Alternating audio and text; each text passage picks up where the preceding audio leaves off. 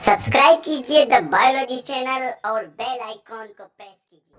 Hello dear student, आज हम बात करेंगे जेनेटिक कोड के बारे में। क्लास इंटर चैप्टर नंबर 6 से जेनेटिक कोड क्या है। जेनेटिक कोड इंफॉर्मेशन होती है जो कि स्टोर्ड होती है डीएनए में, और ये कोड की सूरत में मैसेंजर आरएनए लेके जाता है, और इसके नतीजे में जो ट्रांसलेट होके अमाइनो एसिड की एक सीक्वेंस यानी कि पॉलीपेप्टाइड चेन बनती है, और उस पॉलीपेप्टाइड चेन को हम प्रोटीन कहते हैं। Genetic code is conceptually similar to Morse code.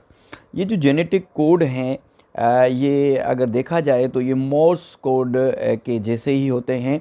जैसे कि जो मोर्स जैसे कि ये जो जेनेटिक कोड हैं इसमें जो सिंबल यूज़ किए जाते हैं वो नाइट्रोजन बेसिस यूज़ किए जाते हैं, और जो मोर्सिस कोड हैं जो मोर्सिस में कोड हैं उसमें डॉट और डैशेस को यूज़ किया जाता है।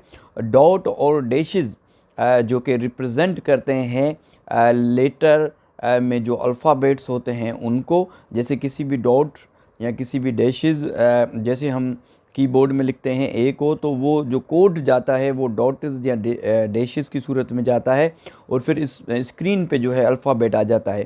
ऐसे ही डीएनए जेनेटिक कोड में जो डीएनए के नाइट्रोजन बेसिस के सिंबल जाते हैं वो स्पेसिफिक अमाइनो एसिड को स्पेसिफाई करके राइबोसोम के पास जो है आते हैं और प्रोटीन बनता है।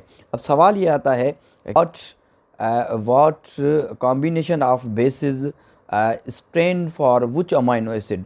के सवाल ये है कि कौन सी नाइट्रोजन की बेसिस किस अमाइनो एसिड के लिए होगी।